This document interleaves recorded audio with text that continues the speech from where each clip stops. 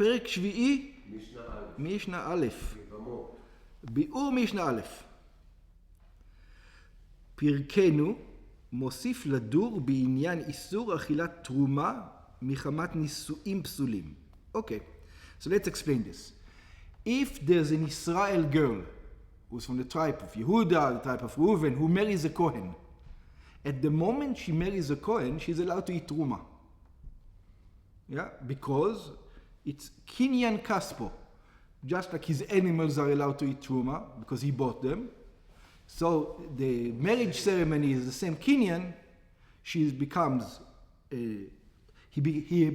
Baal. That's the word Baal. He becomes owner, and the ownership gives. It's like just like his sheep can eat truma. Now she is allowed to eat truma. The question is, what happened if he was not allowed to marry her? And we're going to discuss what. Is she allowed to eat truma then? ולהבנת משנתנו יש להקדים. To explain our Mishnah, we have to introduce. מה שהזכרנו כבר במקום אחר, what we mentioned before. שנכסי האישה נשואה מתחלקים לשני סוגים. When a woman comes into marriage, she has two kinds of properties, which we're going to discuss. The first kind of property is called נכסי מילוג. Property of מילוג, which means והם הנכסים שהאישה מביאה עמה מבית אביה. These are the property the woman brings from her father's house, ואינם נרשמים בכתובה, and they don't get written in the כתובה. What does it mean it's not getting written in the כתובה? Yeah, so I will explain. It means the Baal, the husband, doesn't have ownership over them. It's hers. In other words, the moment they get divorced or he dies or whatever happens, it not goes to the children, it stays with her. It's her property. Like what could it be? He's going to explain. וכן הנכסים שנפלו לה בירושה. Also, if her father dies or her mother dies and she gives her something, yeah, those property doesn't go to the husband. או במתנה לאחריה מנישואים. Or somebody gave it to a present after marriage. נכסים אלו הם שלה. These properties belong to her. What does it mean these property belong to her? It's very important. She has a herd of sheep.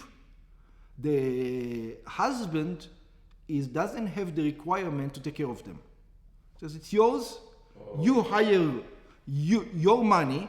You hire people. They're supposed to get it. You have a field.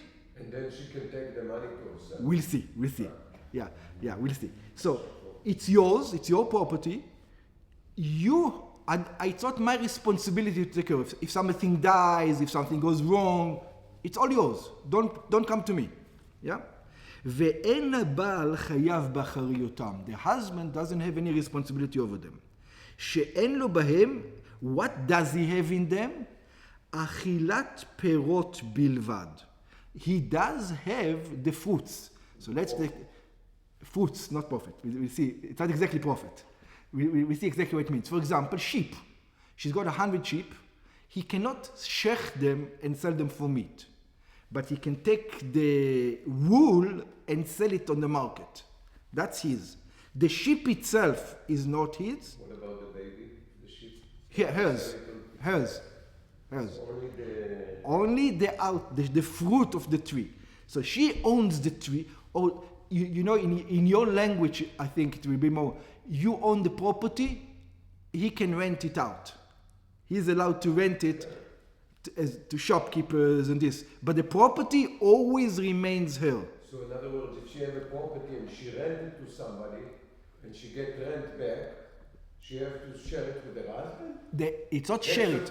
That's a fruit. It looks like but women don't own property, so it's a wrong example. Yeah. But the idea, it's usually with sheep, factories, Beit Chabad, for example, something like this. He gets the fruit. מכאן השם נכסי מילוג. This is why we call it property of מילוג. What's מילוג? מלשון מליגה. From the language of למלוג. בארמית, שפירושה מריטת הנוצות. It means that he owns the feathers. Yeah, he can own the feathers. The bird itself belongs to her. But the feathers that the bird makes, that's his. היינו שהבעל מולק הנכסים כמליגת התרנגולים. He can own not the bird itself, but the fruits of the bird. That's one type of property, נכסי מילוג. And then there's נכסי צאן ברזל. What's נכסי צאן ברזל? נכסי צאן ברזל הם הנכסים שהאישה מכניסה לבעלה בנדוניה. This is when the husband says, if you want me to marry you, give me 100 sheep. Yeah? So those 100 sheep now belongs to the husband, not to her. No. She gives him. Yeah. Why? The Ktuba, you write money. Yeah, but over here it's Nedunya. Nedunya, the father gives him. It's possible also to have the other side Nedunya, but we're talking about this one. והוא רושם אותם בכתובה. And this now gets written in the Ktuba. That when she came into the marriage with this property, with 100 sheep or 100 bulls, 100 years. What's the difference between מילוג and צאן ברזל? נכסים אלו, הבעל משתמש בהם כרצונו. Now this is his property. Which means he can sell them, he can trade them, he can do with the body of the self, the sheep, that's his. He can do with him, as long as he's married to her, he can do with those sheep whatever he wants. In other words, it's money for him that he can use however he wants. It's his things. והפסדם ושבחם הם שלו. And if he makes a lot of money, or look at it like a loan. It's a loan. I'm giving you a line of credit of $100,000. You can do with this $100,000 whatever you want. Invest it, don't invest it, do whatever you want. Whatever you win, you win. Whatever you lose, you don't have to pay back either. והוא חייב באחריותם. He does have to pay back. He's obligated in the responsibility. If something gets lost, it's his responsibility. מכאן נקראים הם נכסי צאן ברזל. Therefore they're called נכסי צאן ברזל. So, נכסי צאן ברזל, if he gets divorced or he dies, he has the children, the inheritors have to, let's say he had 100 bulls and now there's only 98, so they have to pay from the Yerusha 2 bulls back to the mom. On the other hand, if he was good and he had now 200 bulls, you have to give her 100. And that's right. It's like a loan. It's like the principle. Yeah. They call it. That's נכסי צאן ברזל, לפי שהקרן קיים כברזל. Because the keren, what she brought in, is always going to be there. שהרי אם נפסדו חייב הבעל לשלם. And if there's less now, the husband has to pay. Okay. But over here we're talking about a case, regular case, the woman, when she comes into the marriage, even though she's not a Kohen, she will be allowed to eat truma. So let's see. Almana lekohen gadol. What happened if a widower, a Kohen Gadol, the high priest, married a widower, which is not allowed to? Yeah? The question is now, can she now eat truma? Kohen Gadol she'avar v'nasa almana, a high priest that transgressed, and he got married to a widower. Or, grusha v'chalutza lekohen idiot, a divorcee or a chalutza for a regular Kohen. Or Kohen idiot she'avar, or either a regular Kohen that transgressed, ונשא גרושה וחלוצה, and he married a divorcee or a chalutza. והיא הכניסה לו מבית אביה, and she brought in from her father's house, what did she bring him? עבדי מילוג ועבדי צאן ברזל. She brought 2 kinds of slaves. Slaves that he can use the fruits of, and slave that he is responsible for. 2 kinds. The 2 kinds, that's right. כמבואר עניינן לקמם, like we said. So it says, עבדי מילוג, the slaves that he is not responsible for. The one that he is not responsible for, לא יאכלו בתרומה.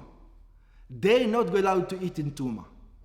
I think though, if she was Israel and married to him, Avdei Milog are allowed to eat in Truma. But it's still her, it's not his. I know, but since she's already bought, she comes over here, they're saying the marriage is not good. So we're going to penalize you that the Avdei Milog is not it's not 100% marriage. Because it's not 100% marriage, it's not 100%, he's not 100% responsible. Yeah, but Son Barzel, since it's his responsibility, that they will be allowed to eat Truma.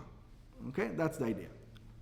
Avdei Milog lo yochlu betruma. The one that are not his responsibility, they're not allowed to eat Truma. Lefi shem shela, because they're not his, they're hers. Vehi chalala. And she's not allowed to be married to him. She's a chalala. Ve'asura le'echol betruma. And since she's a chalala, she's forbidden to eat in Truma. Bagmara amru, so obviously this is halala, but it's not halala from the Torah, right? It's halala from the rabbis. They forbade. Shebagmara amru shemin haTorah mutarim הם בתרומה. The truth is that if just going by the rules of the Torah, he wasn't supposed to marry her, he did marry her, it's over now. It's over the fact she's, like we said, we let them stay married or not let them stay married. You remember there was a whole debate. Yeah? מותרים הם בתרומה. So she actually is allowed to eat Truma. לפי שקניינו של הבעל הם. Because they are bought by their husband to some degree. כמבואר במשנה הבאה. Like we explained in the next Mishnah. אלא שחכמים גזרו בנישואי עבירה. Over here the sages say, we're going to make it difficult for you. We don't want this marriage to happen, so we're going to make it difficult. In other words, through you, the slaves will be allowed to eat Truma. You're going to have a hard time. Go find food for your slaves. Because you're not allowed to be married to your husband. שמאחר שהיא אינה אוכלת, ושמאחר שהיא אינה אוכלת, since that she doesn't eat, אף עבדי מילוג שלה לא יאכלו. Since she's a halala, she's not allowed to eat. So also her slaves shouldn't be eating. Since we made a gzeira on her, we'll make a gzeira on the slaves also. But avdei tzon barzel yochelu. But the slaves that are coming under his responsibility, they're allowed to eat betruma. Why? Because it belongs to the husband. They say his responsibility. This is your responsibility, you take care of it. This is his responsibility, he's going to take care of it. Ve'elu hen avdei milog. And these are the slaves of milog. Im metu, if these slaves passed away, metula. It's your problem. They died to you. Im metu avadim hanezeku shela. If they died, the damage is for her. Ve'im otiru otiru la. And if they had 50 kids, it also goes to her. Ve'im eshbichu harevach hi shela. And if they became better, more kids, the profit is hers. לפי שאין אחריותם על הבעל, because the responsibility is not on their husband, כמו שבאנו בהקדמה למשנתנו. Like we explained before, הילקח, therefore, אף על פי שהוא חייב במזונתן, so now comes like this. The עבדי מילוג, he has to feed. Why does he have to feed? He has to feed because he gets the foods. Usually he would feed them, but he gets the food. But over here, he's going to... He can't feed them. He can, not from Truma. Oh. So it will cost him more money. Or Truma, you have to remember, the market was very low. Because there was just a few people and a lot of produce. So, the value of the zeu, 50 cents on the dollar, Truma. The other one is $1. He doesn't want to spend $1. So, אף על פי שהוא חייב במזונתן, even though he's obligated in feeding them, לפי שפירותיהם, היינו מעשה ידיהם שלו הם, because this is the exchange, I feed them, but I take the work that they do belongs to me, the body stays with you, but the work belongs to me, הרי אלו לא יאכלו בתרומה, but over here we're going to say, we're not going to give you the right to eat תרומה. מהטעם שבארנו לעיל, from the reason we mentioned above, שהעבדים הם שלה היא וחללה. Because she's a halala, she's not allowed to be married to this guy, and the slaves are hers. So this is the avdei milog. Ve'elu hen avdei tzon barzel. And this is when it comes to tzon barzel. Im metu, metu lo. If they die, it's his loss. which means that he has to now replace them. אם מתו עבדים, הנזק של הבעל. If the slave die, the damages of the husband. ואם הותירו, הותירו לו. But if they have children, the children also comes to him. ואם השביחו, השבח שלו. הואיל והוא חייב באחריותם. Now, the body belongs to him now. The main body. הרי אלו יאכלו בתרומה. So therefore, now they're allowed to eat in תרומה. שברשותו הם עומדים. That they are under his auspices. ונאמר, and since they're under his responsibility, it says, וכהן כי יקנה נפש, קניין כספו הוא יאכל בו. It says, the Kohen, if he buys the slaves, this is bought with his money, therefore the slave is allowed to eat truma.